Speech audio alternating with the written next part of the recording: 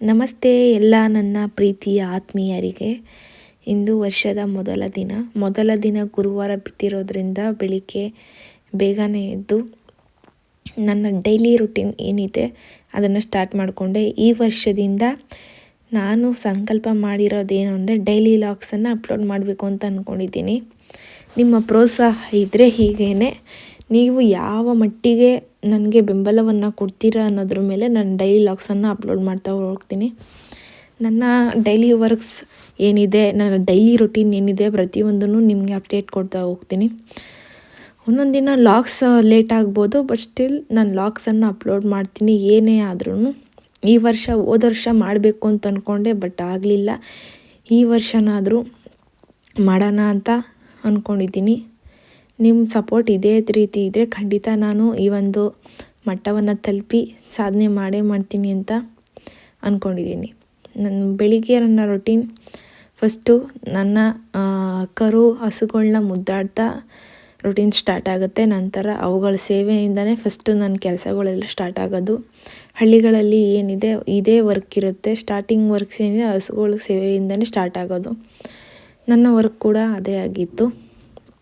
ಮೊದಲು ಹಸುಗಳನ್ನ ನೋಡಿ ಕಣ್ ತುಂಬ ತುಂಬಿಕೊಂಡು ಹಸುಗಳ ಸುತ್ತ ಇರೋ ತೊಪ್ಪೆ ಎಲ್ಲ ಎತ್ತಾಕಿ, ನಂತರ ಕಸ ಗುಡಿಸಿ ರಂಗೋಲಿ ಇಡೋಕ್ಕೆಲ್ಲ ರೆಡಿ ಮಾಡಿ, ಹಸುಗಳಿಗೆ ಕುಡಿಯೋಕ್ಕೆ ಫುಡ್ ಎಲ್ಲ ನೀರಿಟ್ಟು, ಈ ರೀತಿ ಒಂದು ನನ್ನ ಕೆಲಸ ಸ್ಟಾರ್ಟ್ ಆಗುತ್ತೆ.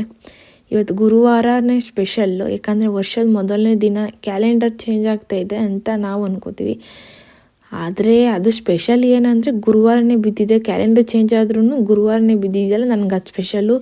ನಾನು ನ್ಯೂ ಇಯರ್ ಅಂತ ಸೆಲೆಬ್ರೇಟ್ ಮಾಡೋಕ್ಕೆ ಹೋಗಲ್ಲ. ಯಾಕೆ ಹೇಳಿ, ನಾವು ಸನಾತನ ಧರ್ಮದವರು, ಮೊದಲೇ ಹಿಂದೂಗಳು. ಹಾಗಾಗಿ ನ್ಯೂ ಇಯರ್ ಅನ್ನೋದು ನಮಗೆ ಏನಿದ್ರು ಯುಗಾದಿ ಹಬ್ಬ ಮಾತ್ರ. ಸೊ ನಾನು ಬೆಳಿಗ್ಗೆ ಬೇಗ ಇತ್ತು, ನನ್ನ ಮಾಮೂಲಿ ಏನು ಕೆಲಸ ಇದೆ ಗುರುವಾರ ಅಂತ ಮಾಡ್ತಾ ಇರೋದು. ನ್ಯೂ ಇಯರ್ ಅಂತ ಸೆಲೆಬ್ರೇಟ್ ಮಾಡಬೇಕು ಅಂತ ಇಷ್ಟೊಂದೆಲ್ಲ ಮಾಡ್ತಾಯಿಲ್ಲ. ಡೈಲಿ ನಂದು ಏನು ರೂಟೀನ್ ಇದೆ ಅದನ್ನು ಮಾತ್ರ ನಿಮಗೆ ತೋರ್ಸೋಕ್ಕೆ ಇಷ್ಟಪಡ್ತಾಯಿದ್ದೀನಿ. ಇವತ್ತು ಗುರುವಾರ ಆಗಿದ್ದರಿಂದ ಎಲ್ಲ ಕೆಲಸ ಬೇಗ ಮುಗಿಸಿ ಪೂಜೆ ಮಾಡಿಸ್ಕೊಂಡು ಮನೇಲಿ ಪೂಜೆ ಮಾಡಿ ದೇವಸ್ಥಾನಕ್ಕೆ ಟೆಂಪಲ್ಗೆ ಹೋಗೋಣ ರಾಯರ ಮಠಕ್ಕೆ ಅಂತ ಪ್ಲ್ಯಾನ್ ಹಾಕ್ಕೊಂಡು ಬೇಗ ಸ್ನಾನ ಮಾಡ್ಕೊಂಡು ರೆಡಿಯಾಗಿ ಮನೆಯಲ್ಲಿ ಸಿಂಪಲ್ಲಾಗಿ ರಾಯರ ಪೂಜೆ ಮುಗಿಸ್ಕೊಂಡೆ. ಯಾಕಂದರೆ ನಾನು ಅಷ್ಟೊಂದು ಹೂವು ರೆಡಿ ಮಾಡ್ಕೊಳಕ್ಕಾಗಲಿಲ್ಲ, ಯಾಕಂದರೆ ವರ್ಕಿಂದ ಬರೋದು ಲೇಟ್ ಆಗ್ತಿತ್ತು. ಅಷ್ಟು ನೈಟು ಕ್ಲೌಡ್ ಇತ್ತು ಜನಗಳ್ದು. ನ್ಯೂ ಇಯರ್ ಅಂತ ಹೂವು ಹಣ್ಣು ಎಲ್ಲ ಪರ್ಚೇಸ್ ಮಾಡೋಕ್ಕೆ ಟೈಮೇ ಸಾಕಾಗಲಿಲ್ಲ. ಅಷ್ಟೊಂದು ಬ್ಯುಸಿ ಪರ್ಸನ್ ಆಗಿಬಿಟ್ಟಿದ್ದೀನಿ ಈ ನಡುವೆ ಅಂತೂ. ನಾನಂತೂ ಮನೇಲಿ ನನಗೋಸ್ಕರನೇ ಟೈಮ್ ಕೊಟ್ಕೊಳಕ್ಕಾಗ್ತಾಯಿಲ್ಲ, ಅಷ್ಟು ಕ್ಲೌಡ್ ಫೀಲ್ ಆಗ್ತಿದೆ ನನಗಂತೂ. ರಾಯರುದ್ದ ಮನೇಲೇ ಮಾಡಿಕೊಂಡು ನಾಷ್ಟಕ್ಕೆ ಅಂತೇಳಿ ಪಲಾವ್, ದೆನ್ ಸ್ವೀಟ್ ಕೇಸರಿ ಬಾತ್. ನಾನು ಸ್ವೀಟ್ ಅಷ್ಟಾಗಿ ತಿನ್ನೋದಿಲ್ಲ, ಯಾಕಂದರೆ ನಂಗೆ ಸ್ವಲ್ಪ ಕ್ಯಾವಿಟೀಸ್ ಇರೋದ್ರಿಂದ ಸ್ವೀಟಾಗಿ ಸ್ವಲ್ಪ ಕಂಟ್ರೋಲ್ ಮಾಡ್ತೀನಿ. ರಾಯರು ಟೆಂಪಲ್ಗೆ ಹೋಗಿ ರಾಯರು ದರ್ಶನ ಮಾಡಿಕೊಂಡು ಮಂತ್ರಾಕ್ಷತೆ ಇಸ್ಕೊಂಡು ಪ್ರಸಾದ ಸಹ ಸಿಕ್ತು.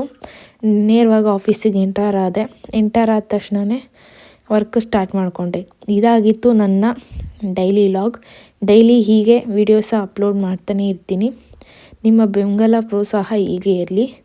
ಸದಾ ನಗ್ತಾ ಇರಿ. ನಮಸ್ತೆ, ಮತ್ತೆ ಸಿಗುವ.